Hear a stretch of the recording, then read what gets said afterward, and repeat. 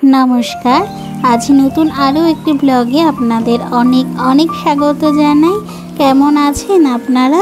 अवश्यई किन्तु आमार कमेंट बक्से जानाते भुलबेन ना। आज नतून एकटी ब्लगे आपनादेर अनेक अनेक स्वागत जानाई। এখন প্রায় সন্ধ্যা ৭টা থেকে ৭:৩০টার মতন টাইম হয়ে গেছে। আমরা বেরিয়েছি, যাচ্ছি বন্ধুর বাড়ির উদ্দেশ্যে। আজ বন্ধুর বাড়ি বন্ধুর বোনের বিবাহবার্ষিকী, তাই ডাক পড়েছে। আমার বাড়ি থেকে বন্ধুর বাড়ি যেতে প্রায় ধরুন 15 থেকে 20 মিনিটের মতন টাইম লাগে। আর একটু চাঁদ মামাকে সাথে করে নিয়ে যাচ্ছি বন্ধুর বাড়ি। চলুন তাহলে যাওয়া যাক। চলে এসেছি বন্ধুদের বাড়ি। এই হচ্ছে বন্ধুর বোন এবং তার ভগ্নিপতি, আর এই তাদের মেয়ের একদম ঘরোয়া অনুষ্ঠানভাবে করা।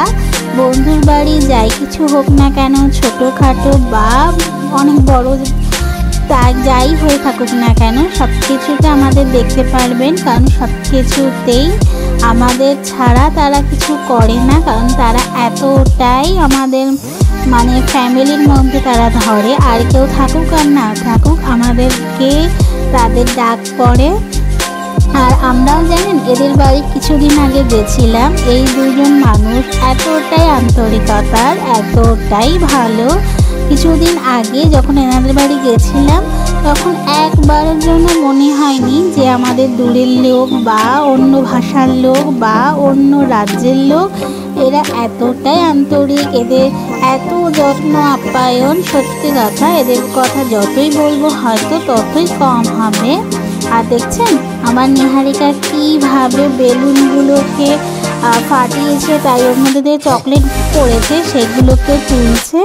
আর এখানে একটু কেক খাওয়াই হচ্ছিল, আর আমরা সেটাকে ফটো তুলছিলাম। যে এটা ফটো তুলে রাখি, অনেক দিন পরে আমরা সবাই মিলে একসাথে হয়েছি। এই তো সবাই কেক খাওয়া হচ্ছে, খুব গান চালিয়ে সবাই একটু নাচ করা হবে। দেখছেন কেক খাওয়ায় সবাই ব্যস্ত, খালি আমি বাদে। আমি চলুন একটা কাটরি নিয়ে খাওয়া শুরু করি সবার মতন। আমি খালি দৌড়েই বেড়াচ্ছি ঘরের মধ্যে দিয়ে, আর এদেরকে ফটোয় তোলার জন্য। আর এই যে দেখছেন এগুলো কিন্তু এই দেশীয় মানে এই রাজ্যের একদম বিখ্যাত মিষ্টি যাকে বলা হয়। এখন বানানো হচ্ছে মিষ্টি, ওইদিকে সবাই খাচ্ছে, আর এদিকে আমি আর দিদি মানে এই হচ্ছে বন্ধুর বউ। ইনি কিন্তু এত সুন্দর সব রান্না করে যা আপনার মুখে লেগে থাকার মতন। আর এই মিষ্টিগুলোকে কিন্তু হাতেই বানানো হচ্ছে। এগুলো কিন্তু একদম দোকানের মতন যেরকম মিষ্টি পাবেন ঠিক সেই মিষ্টি। আমিও কিন্তু অনেক কিছু আছে যা কিন্তু আমি দিদির কাছ থেকে শিখি।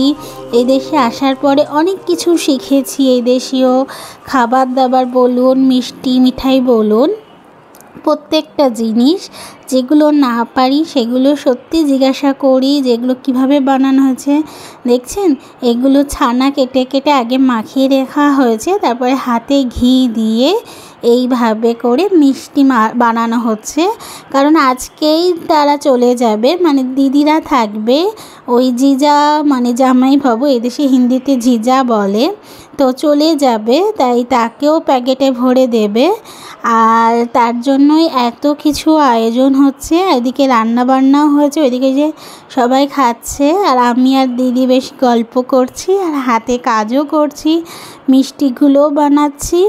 কারণ ওই যে বললাম ওনার যে ভগ্নিপতি আছে উনি চলে যাবেন, তাই ওইগুলোকে মিষ্টিগুলোকে ওনার সাথে ওনার কাছে গিয়ে পাঠাবেন। কারণ এতদিন উনি একাই থাকবেন, যখন মনে পড়বে তখন খাবে, এরকম আর কি। আর দিদিরা বছরেই একবারই আসে এই গরমের ছুটিতে, আর তো বছর সালে আসা হয় না, কারণ বাচ্চাদের স্কুল থাকে। এই দেশের এই যে একটা লম্বা গরমের ছুটি পড়ে প্রায় 2 থেকে 2.5 মাস, এই সময় সবাই ঘুরে বেড়ায়, মানে সবাই বাপের বাড়ি যায় বা যেখানে যাওয়ার ইচ্ছে সেখানে।